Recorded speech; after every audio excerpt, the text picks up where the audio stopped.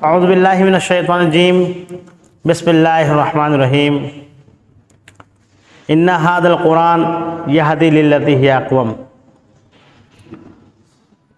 ہر طرح کی تعریف و توصیف، بزرگی، بڑائی، کبریائی، حمد و ثنا اللہ رب العالمین کے لیے لائق اور زیبا ہیں، جس نے تنہا اس کائنات کو پیدا کیا۔ بے شک وہی خالق ہے، وہی مالک ہے، وہی رازق ہے۔ سبحان اللہ و بحمدہ سبحان اللہ العظیم۔ بے شمار درود و سلام نازل ہو ہمارے آخری پیغمبر، شافع محشر، امام الانبیاء، سید المرسلین محمد رسول اللہ صلی اللہ علیہ وسلم پر، جن کے ذریعے اللہ رب العالمین نے ہماری ہدایت و رہنمائی کی اور اس دین کو مکمل کیا۔ اللہم صلی علی محمد وعلی آل محمد کما صلیت علی ابراہیم وعلی آل ابراہیم انک حمید مجید۔ اللہم بارک علی محمد وعلی آل محمد کما بارکت علی ابراہیم وعلی آل ابراہیم انک حمید مجید۔ محترم سامعین، دینی و ملی بھائیوں، میں نے ابھی آپ کے سامنے سورہ بنی اسرائیل کی آیت نمبر 9 پڑھی ہے۔ اللہ رب العالمین نے اس آیت میں کہا ان ھذا القرآن یہدی للتی ہی اقوم۔ بے شک یہ قرآن سب سے سیدھے راستے کی طرف رہنمائی کرتی۔ وَيُبَشِّرُ الْمُؤْمِنِينَ الَّذِينَ يَعْمَلُونَ الصَّالِحَاتِ، اور بشارت ہے ایسے مومنوں کے لیے جو اچھے کام کرتے ہیں، جو نیک اعمال کرتے ہیں، اَنَّ لَهُمْ أَجْرًا كَبِيرًا، ان کے لیے بڑا اجر ہے۔ اس آیت کی مناسبت سے آج انشاءاللہ اس جمعے کے خطبے کا جو عنوان ہے وہ ہے قرآن فیصل ہے، قرآن فیصلہ کرتی۔ قرآن اللہ رب العالمین کا یہ آخری کلام۔ پیارے رسول محمد صلی اللہ علیہ وسلم کو معجزے کے طور پر قرآن حکیم دیا گیا۔ موسیٰ علیہ السلام کو عصا دی گئی، عیسیٰ علیہ السلام اندھے کو ٹھیک کر دیتے تھے، ابرص کو ٹھیک کر دیتے تھے۔ تمام انبیاء کو معجزہ ملے، لیکن وہ معجزے جب تک انبیاء اور رسول موجود تھے تب تک کام کرتے تھے، لیکن یہ آخری امت کی یہ خصوصیت ہے، اور پیارے رسول محمد صلی اللہ علیہ وسلم کی یہ خصوصیت ہے کہ آپ صلی اللہ علیہ وسلم کو جو معجزہ دیا گیا وہ قیامت تک باقی رہنے والا ہے، اور من وعن جیسا نازل ہوا تھا ویسا آج ہمارے پاس موجود ہے۔ اس میں کسی بھی طرح کا کوئی تردد یا رد و بدل نہیں ہوا۔ جیسا پیارے رسول محمد صلی اللہ علیہ وسلم کے اوپر یہ نازل ہوا تھا اس سال میں قرآن حکیم، ویسا آج بھی ہمارے ہاتھوں میں موجود ہے۔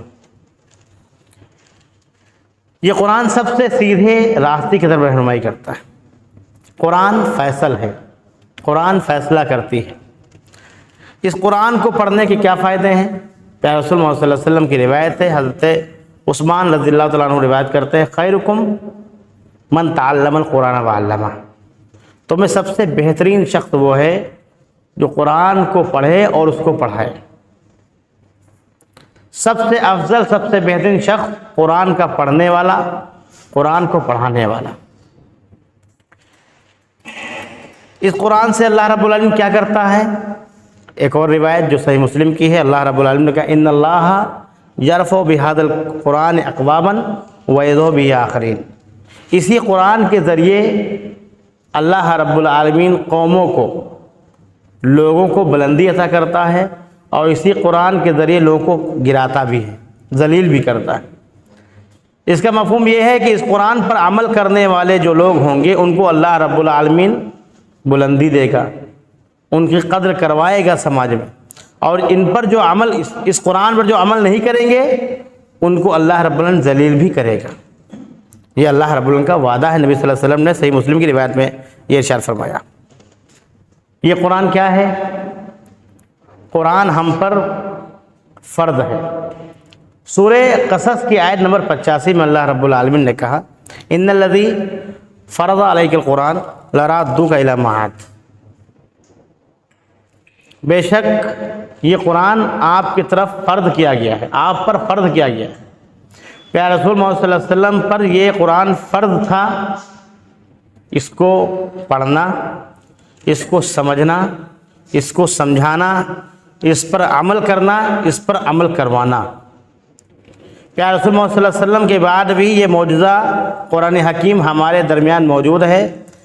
اب وہ فرضیت جو نبی صلی اللہ علیہ وسلم پر تھی وہ امت پر ہے، وہ ہر ایک مسلمان پر ہے جو بھی کلمہ لا الہ الا اللہ پڑھتا ہے، ان سب پر یہ قرآن فرض ہے جیسے نبی صلی اللہ علیہ وسلم میں فرض تھا۔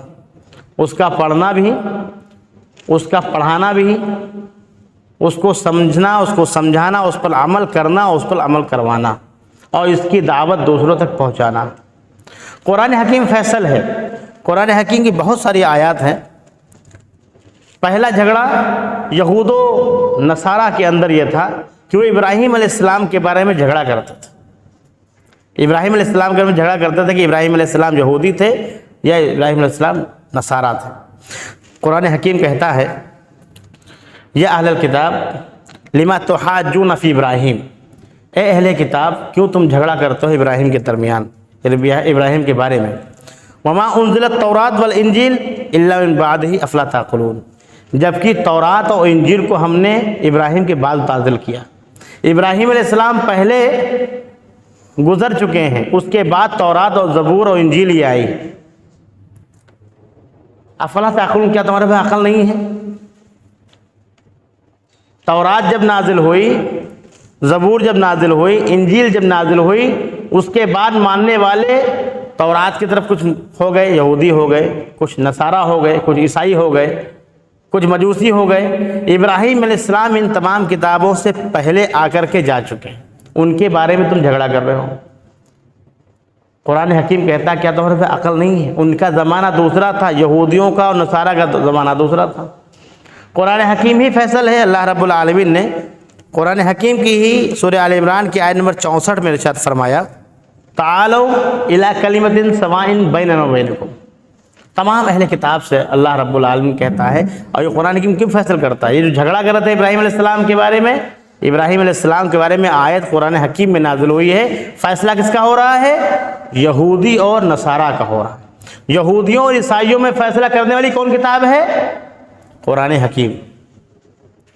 اب پھر انہی اہل کتاب سے کہا جا رہا ہے تعالوا کلمۃ سواء بیننا وبینکم، آؤ اس کلمے کی طرف جو تم میں اور ہم میں یکساں ہے، ایک جیسا ہے۔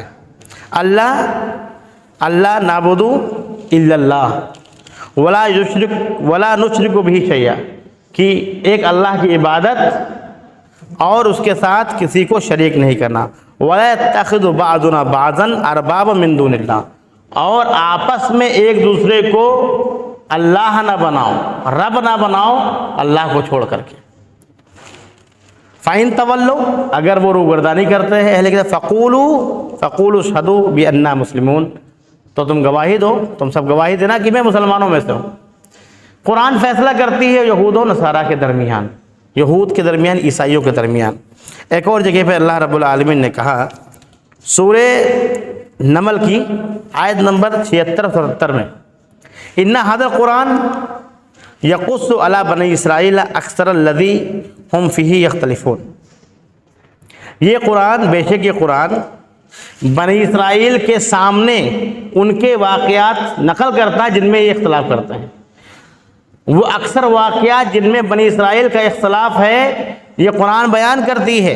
وَإِنَّهُ لَهُدًى وَرَحْمَةٌ لِّلْمُؤْمِنِينَ، اور یہ ہدایت ہے اور رحمت ہے مومنین کے لیے۔ بنی اسرائیل جن جن چیزوں میں جھگڑا کرتے تھے، اختلاف کرتے تھے، ان ساری چیزوں کا ذکر قرآن حکیم نے کیا ہے، اور پھر بعد میں یہ بھی کہا کہ اس میں ہدایت ہے، اس پر جو چلے گا اس کو ہدایت ملے گی۔ یہود میں سے، عیسائیوں میں سے بہت سارے لوگ اس قرآن حکیم پر ایمان لائے اور مومنین کی صف میں وہ آ گئے۔ وَرَحْمَةٌ لِّلْمُؤْمِنِينَ، اور رحمت ہے مومنین کے لیے۔ اس قرآن میں منزل من اللہ ہونے پہ کوئی شک نہیں ہے، یہ اللہ کا آخری کلام ہے، یہ قوموں کے درمیان فیصلہ کرتی ہے، یہ اس کا پڑھنے والا، اس کا پڑھانے والا سب سے بہتر ہے۔ اس کے نہ آگے سے کوئی آ سکتا ہے نہ کوئی پیچھے سے آ سکتا ہے، یعنی کہ کوئی تردد نہیں ہو سکتا، کوئی رد و بدل نہیں ہو سکتا۔ مثال کے طور پر دلیل کے طور پہ 2 آیتیں ہیں۔ ایک تو سورہ ہجر کی آیت ہے کہ اللہ رب العالمین نے وعدہ کیا ہے کہ ہم اس کی حفاظت کریں گے، ہم اس کو نازل کرنے والے ہیں اور اس کی حفاظت کرنے والے ہم ہیں۔ ایک اور آیت جو سورہ فصلت کی آیت نمبر 42 ہے، اس میں اللہ رب العالمین لا یاتیہ الباطل من بین یدیہ، باطل اس کے آگے سے، سامنے سے، ولا من خلفی، اور پیچھے سے نہیں آ سکتا۔ تنزیل من حکیم حمید، بہت زبردست حکمت والے اور بہت تعریفوں والے اللہ کی طرف سے نازل کردہ ہے۔ یہ قرآن حکیم کی خصوصیات ہوگی۔ اب یہ قرآن مجید مسلمانوں کے پاس ہے، ہمارے اور آپ کے پاس ہے۔ ہمارے اختلافات بہت ہیں، امت کا کیا حال ہے بتانے کی ضرورت نہیں ہے۔ کیا ہمارے پاس حل نہیں ہے؟ ہمارے پاس ایسا حل ہے کہ تمام جو گزشتہ قومیں گزر چکی ہیں، اس میں چاہے ہندو ہوں، چاہے جین ہوں، چاہے پارسی ہوں، چاہے پنجابی ہوں، چاہے یہودی ہوں، چاہے مجوسی ہوں، چاہے عیسائی ہوں، جتنی بھی اقوام گزر چکی ہیں، جن لوگوں نے اپنے اپنے مذہب اپنے من سے بنا لیے ہیں، ان سب کا فیصلہ کرنے والی قرآن حکیم ہمارے ہاتھوں میں، اور یہ فرض ہے جیسے نبی صلی اللہ علیہ وسلم پہ فرض تھی ایسے ہم پہ فرض ہے۔ اب ہمارے اور آپ کے درمیان یا ہم لوگوں کے درمیان اگر اختلاف ہے، اگر ہم پریشان ہیں، ہم کو راہ حق نہیں مل رہی ہے، تو غلطی کس کی ہے؟ قرآن حکیم کی غلطی ہے؟ قرآن حکیم کہیں سے غلط نہیں، وہ تو فیصلہ کرتی ہے اقوام میں کہ یہ جو اختلاف کر رہے ہیں ان کا حل تو قرآن حکیم میں ہے۔ اور مسلمان جب لاتا ہے ایمان تو تمام سابقہ کتابوں پر ایمان لے کر کے آتا ہے، بعد میں آخر میں قرآن حکیم پہ بھی ایمان لے کے آتا ہے۔ اور یہی قرآن ہے جو تمام کتابوں کی تصدیق کرتی ہے کہ ہاں موسیٰ علیہ السلام آئے، عیسیٰ علیہ السلام آئے، ابراہیم علیہ السلام آئے، تمام انبیاء کرام کی یہ تصدیق کرنے والی کتاب ہے۔ اب یہ اتنی بابرکت اور اتنی بڑی کتاب ہمارے ہاتھ میں ہے، پھر بھی ہم معاشرے میں کہاں مقام رکھتے ہیں؟ ہماری معاشرے میں کیا حیثیت ہے؟ ہمارا مقام و مرتبہ معاشرے میں کیا ہے؟ ذرا سوچئے۔ وہ کتاب جو قوموں میں فیصلہ کرتی ہے، اقوام میں فیصلہ کرتی ہے، جو تمام اختلاف کو مٹانے والی ہے، تمام کتابوں کو منسوخ کرنے والی کتاب ہے، اس کتاب کے ہمارے پاس ہونے کے باوجود بھی ہم مختلف ہیں۔ کوئی کہتا ہے مجھے ابھی تک دین سمجھ میں ہی نہیں آیا، کیا حق ہے کیا باطل ہے؟ مسلمان کنفیوز ہے۔ کیوں کنفیوز ہے؟ کیونکہ صرف ایک کمی ہے اس کے اندر کہ وہ قرآن کو کما حق ہوں نہیں پڑھتا ہے۔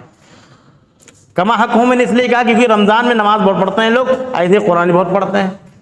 نزول قرآن کا ماہ رمضان مہینہ ہوتا ہے، اس میں بہت قرآن ختم کرتے ہیں لوگ، پڑھتے ہیں، کما حق ہوں نہیں پڑھتے ہیں۔ کما حق ہوں کا مطلب کیا ہے؟ جیسا حق ہے ویسا نہیں پڑھتے ہیں۔ قرآن حکیم میں آیا ہے وما قدر اللہ حق قدری وجاہدوا فی اللہ حق جہادہ، جیسی اللہ کی قدر ہونی چاہیے اللہ کی قدر نہیں کی انہوں نے، جیسی اللہ کے راستے میں کوشش ہونی چاہیے نہیں کی انہوں نے۔ ایسے ہی میں کہہ رہا ہوں جیسے قرآن پڑھنا چاہیے تھا، جیسے سمجھنا چاہیے تھا، مسلمانوں نے نہیں سمجھا۔ یہی صرف حال ہے ہماری پستی کا، ہماری ذلت کا۔ قرآن حکیم کہتا ہے گھبراؤ مت، ڈرو مت، تم معاشرے کے دیکھو غمگین مت ہو، تم ہی سربلند ہوگے اگر تم مومن ہو۔ مومن تو وہ ہوتا ہے جو قرآن حکیم پڑھتا ہے، پڑھاتا ہے، سمجھتا ہے، سمجھاتا ہے، عمل کرتا ہے، عمل کرواتا ہے اور اس کو آگے بڑھاتا ہے۔ یہی ہم کرنے آئے تھے۔ اپنی زبوں حالی پر، اپنی پریشانی پہ، اپنی پستی پہ، اپنی ذلت پہ رونے والے بہت ہیں اور مشورہ دینے والے بہت ہیں، لیکن اپنے آپ کی اصلاح ہم کرنا نہیں چاہتے۔ اور اللہ تعالیٰ نے قرآن حکیم ہی جو فیصل ہے ہمارے اور آپ کے اور تمام قوموں کے درمیان، وہ فیصلہ کرتی ہے کہ اللہ تعالیٰ کسی قوم کی اصلاح اس وقت تک نہیں کرتا جب تک وہ خود نہ سدھرنا چاہے۔ اللہ تعالیٰ کسی قوم کی حال نہیں بدلتا ہے جب تک کہ خود نہ بدلنا چاہے۔ ایمانداری کی بات ہے، ممبر رسول پہ کھڑے ہو کر کے میں کہہ رہا ہوں کہ ہم خود نہیں بدلنا چاہتے، ورنہ سماج بدل جائے، حالات بدل جائیں۔ اللہ رب العالمین صرف کن کہتا ہے سب کچھ ہو جاتا ہے۔ کیا ہمارا ایمان و عقیدہ نہیں ہے؟ کیا ہمارا توکل اللہ پہ نہیں؟ بالکل ہے، لیکن ہم اپنی اصلاح کے لیے تیار نہیں۔ قرآن فیصل ہے۔ آخری آیت جو مجھے پڑھنی، سورہ آل عمران کی آیت جو بارہا جمعے کے خطبے میں اکثر پڑھتے رہتے ہیں لوگ، وَاعْتَصِمُوا بِحَبْلِ اللَّهِ جَمِيعًا وَلَا تَفَرَّقُوا۔ اس آیت کے اندر بڑا پیغام ہے، بڑا پیغام ہے۔ سب مل کر کے، الگ الگ نہیں، گروہ گروہ، ٹولی ٹولی نہیں، سب مل کر کے کس کو پکڑنا ہے؟ کسی ایک عالم کو پکڑ لیں، کسی بڑے سے بڑے مفتی کو، یا کسی کو کوئی خلیفہ بنا دے اس کو ہم پکڑ لیں۔ آج کے دور میں بہت سارے لوگ خلیفہ ڈھونڈ رہے ہیں، ترکی آئے گی، ترکی کا وہ فلاں جیت گئے ہیں الیکشن میں، اب تو انقلاب لے آئیں گے۔ زلزلہ آیا تھا، ترکی پر توکل کرنے والوں کا کیا حال ہوا تھا پتہ ہونا چاہیے آپ کو۔ توکل اللہ پہ ہونا چاہیے۔ فلاں خلیفہ بننے والا ہے، وہ 100 سال پورے ہو رہے، نہ جانے کیسے کیسی افواہیں۔ خود جب تک نہیں بدلیں گے ہم، بدلاؤ نہیں آئے گا۔ کوئی آ کر کے، ابھی تو رسول اور انبیاء تو آنے والے نہیں ہیں جو آ کر کے اصلاح کر دیں گے ہماری، ہم کو اپنی اصلاح خود کرنی۔ اس آیت میں پیغام کیا ہے؟ وَاعْتَصِمُوا بِحَبْلِ اللَّهِ جَمِيعًا۔ اس میں دو جگہ جمع کہا گیا ہے، وَاعْتَصِمُوا یہ جمع کا صیغہ ہے۔ اللہ کی رسی کو مضبوطی سے تھام لو، پکڑ لو، سب مل کر کے، الگ الگ نہیں ہونا ہے۔ قرآن حکیم، جو لوگ فرقے بنائے ہوئے ہیں، جنہوں نے گروہ بنائے ہوئے ہیں، جنہوں نے ٹولیاں بنائی ہوئی ہیں، جو اپنے آپ کو مسلک سے جوڑتے ہیں، ان کی بھی اس آیت میں کاٹ ہوتی ہے کہ سب کو اللہ کی قرآن یعنی کہ اللہ کے آخری کلام کو مضبوطی سے پکڑنا ہے۔ جميعا 2 بار کہا ہے، سب مل کر کے پکڑ لو، ولا تفرقوا، اور دیکھو فرقے نہ بناؤ۔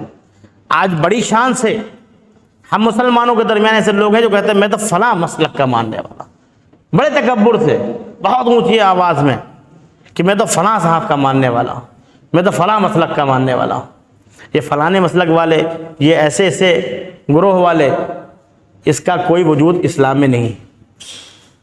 اسلام میں جماعتوں کا تصور تو ہے، جو دینی جماعتیں ہیں، دینی جماعت بنا کر کے کام کر سکتے ہو، لیکن فرقہ بنا کر کے، مسلک بنا کر کے، الگ مذہب بنا کر کے، ایک دین کے ٹکڑے ٹکڑے کر کر کے، اللہ رب العالمین کہتا ہے قرآن حکیم میں کہ بے شک اے نبی سن لو، جن لوگوں نے دین میں فرقے بنائے ہیں ان کا آپ سے کچھ لینا دینا ہے، لست منہم فی شیء، آپ کا کوئی سوال جواب نہیں، آپ ان کی فکر مت کیجیے جن لوگوں نے فرقے بنائے۔ وَاعْتَصِمُوا بِحَبْلِ اللَّهِ جَمِيعًا وَلَا تَفَرَّقُوا وَاذْكُرُوا نِعْمَتَ اللَّهِ عَلَيْكُمْ، اور تم یاد کرو گا اللہ کی نعمت جو تم پر کی، اذ کنتم اعداء، جب تم آپس میں دشمن تھے، فَأَلَّفَ بَيْنَ قُلُوبِكُمْ، تو اللہ نے اپنی رحمت سے تمہارے دلوں کے درمیان الفت پیدا کری، فَأَصْبَحْتُمْ بِنِعْمَتِهِ إِخْوَانًا، تو اس کی نعمت سے تم بھائی بھائی ہو گئے۔ وَكُنْتُمْ عَلَى شَفَا حُفْرَةٍ مِّنَ النَّارِ، تم آگ کے دہانے پر کھڑے ہوئے تھے، فَأَنْقَذَكُم مِّنْهَا، اللہ نے تم کو اس سے بچا لیا۔ كَذَلِكَ يُبَيِّنُ اللَّهُ لَكُمْ آيَاتِهِ، اسی طریقے سے اللہ تعالیٰ اپنی آیات کو بیان کرتا ہے کھول کھول کے، لَعَلَّكُمْ تَهْتَدُونَ، تاکہ تم ہدایت والے ہو جاؤ۔ ہدایت کا معیار بھی یہی ہے، فلاح کا معیار بھی یہی ہے، قرآن حکیم کو فیصل مان لو، قرآن حکیم کو پڑھو پڑھاؤ، اس کو اوڑھنا بچھونا بناؤ۔ آج ہم مسلمانوں کی مسجدوں میں قرآن حکیم کو چھوڑ کر کے دوسری کتابیں پڑھی جاتی ہیں۔ اس ہفتے ایک صاحب سے میری بات ہوئی، کہنے لگے کہ ہم درس قرآن کرتے ہیں ایک طرف، اس میں 3-4 لوگ جو ہمارے جاننے والے بہت خاص ہیں، جن پہ بہت سارے احسانات ہیں، وہ 2 لوگ بیٹھتے ہیں، اور ایک طرف دوسری کتاب پڑھی جاتی ہے، اس میں بھیڑ ہوتی ہے۔ کیا قرآن کے ساتھ ہمارا رویہ ہے؟ اور پھر ہم سوچتے ہیں کہ یہ آفات، یہ مصیبتیں، یہ پریشانیاں یہ مسلمانوں پر ہی کیوں؟ اسی لیے ہے، قرآن کے برابر، قرآن کے جیسا، قرآن کے مانند ایک لفظ کوئی نہیں پیدا کر سکتا۔ سورہ بقرہ میں اللہ رب العالمین نے کہا کہ لے آؤ، سب مل کر کے لے آؤ، ایک سورت ایک آیت نہیں بنا سکتے تو۔ جب وہ نہیں بنا سکتے جو عربی تھے، جن کی زبان عربی تھی، جو اپنے آپ کو فصیح اللسان کہتے تھے، اپنے آپ کو عرب فخر کرتے تھے اپنی زبان پر، باقی پوری دنیا کو گونگا کہتے تھے، ان کو اللہ رب العالمین نے چیلنج کیا کہ رہتی دنیا تک تم ایک آیت نہیں بنا سکتے۔ اب لوگ ترقی کر گئے ہیں ماشاءاللہ، کیا کہتے ہیں، چیٹ جی ڈی پی کیا گئے ہوتے ہیں، اے آئی، اور نہ جانے کون کون سے کمپیوٹر کے اپلیکیشنس آ گئے ہیں۔ چیٹ جی ڈی پی ہے، اس میں آپ کچھ بھی لکھیے وہ پورا بنا کر کے دے دیتی ہے آپ کو۔ قرآن دیا گیا، اس کو نہیں بنا پائی، اور اس کے بارے میں باقاعدہ ریلیں بنی ہوئی ہیں، آپ دیکھ لیجئے، اس نے کہہ دیا کہ یہ اس کی کاپی نہیں بن سکتی، اس کے بارے میں کچھ نہیں ہو سکتا۔ مطلب وہ ٹیکنالوجی جس سے ساری دنیا فائدہ اٹھا رہی ہے وہ قرآن کا بدل نہیں پیش کر پا رہی. اس سے بڑی کیا دلیل ہو سکتی ہے؟ یہی قرآن صحابہ کے پاس تھا, یہی قرآن ہمارے پاس. فرق کتنا ہے؟ صحابہ نے سب کچھ قرآن کو سمجھا, ہم نے سب کچھ قرآن کو نہیں سمجھا, ہم نے اس کو طاقوں پہ رکھ دیا. کسی شاعر نے کہا ہے کہ آنکھوں میں سجایا جاتا ہوں, طاقوں پہ سجایا جاتا ہوں, آنکھوں میں لگایا جاتا ہوں, دھو دھو کے پلایا جاتا ہوں, تعویذ بنایا جاتا ہوں. یہ سارے کام قرآن سے کیے جاتے ہیں, لیکن جو کام ہے اصل وہ نہیں کرتے. ان الذی فرض علیک القرآن لرادوک الی معاد. اصل مقصد تک تب پہنچو گے قرآن کو فرض سمجھو گے. جیسے فرض نمازیں ہیں, فرض روزے ہیں, صاحب حیثیت پہ زکوٰۃ جیسے فرض ہے 2.5%, ایسے ہی قرآن مجید کو جب ہر مسلمان فرض سمجھے گا کہ یہ مجھ پر لاگو ہے, ہم مانیں یا نہ مانیں, اس کو پڑھیں, اس کو سمجھیں, اس پر عمل کریں اور اسی کی دعوت آگے دیں. یہی ہمارا مسلمانوں کا کام ہے. اور جس دن مسلمان خود سدھر گیا, اس کو کچھ اور کوئی انقلاب لانے کی ضرورت نہیں پڑے گی, کوئی حکومت اس کو نہیں چاہیے, وہ ہمیشہ اللہ رب العالمین کی حکومت میں رہتا ہے. صحابہ کرام کے بارے میں ایک بہت مشہور شعر ہے, وہ معزز تھے زمانے میں مسلمان ہو کر. آج ہم بھی مسلمان ہیں, لیکن ہم کیا معزز ہیں معاشرے میں؟ وہ معزز تھے زمانے میں مسلمان ہو کر. پورے زمانے کے لوگ ان کو معزز کہتے تھے کیوں مسلمان تھے. اور آج ہم خوار ہوئے تارک قرآن ہو کر, صرف تارک قرآن کو چھوڑنے والے ہوئے ہم ذلیل ہو گئے. باقی آپ سمجھدار ہیں, ہم سمجھدار ہیں, ہمیں معلوم ہے کہ ہمیں کیا کرنا ہے. ایک وہ شخص جس کو معلوم ہو کہ فلاں دوائی ہے اس کے مرض کی, اور وہ اس پہ ٹالتا رہے, صبح کھا لیں گے, شام کو کھا لیں گے, کل کھا لیں گے, 3 دن بعد کھا لیں گے, 1 ہفتے بعد کھا لیں گے, کیا وہ ٹھیک ہو سکتا ہے؟ کبھی نہیں ٹھیک ہو سکتا, وہ اس کا مرض بڑھتا جائے گا. یہ دوائی ہے مسلمانوں کی قرآن حکیم, اس کو پڑھیے. یہ اختلاف قوموں کو مٹاتی ہے, یہ فیصل ہے, یہ فیصلہ کرتی ہے کہ جنت میں جانے والے کون ہیں, جہنم میں جانے والے کون ہیں. نالج کی کتاب ہے, سب کچھ قرآن حکیم ہے. قرآن حکیم سے جڑ جائیے, اللہ تعالیٰ سرفراز کر دے گا, کامیاب کر دے گا انشاءاللہ. آخر میں اللہ رب العالمین سے دعا ہے کہ اللہ رب العالمین ہم سب کو قرآن پڑھنے والا, اس کو سمجھنے والا, اس پر عمل کرنے والا بنائے. آمین. وآخر دعوانا الحمدللہ رب العالمین.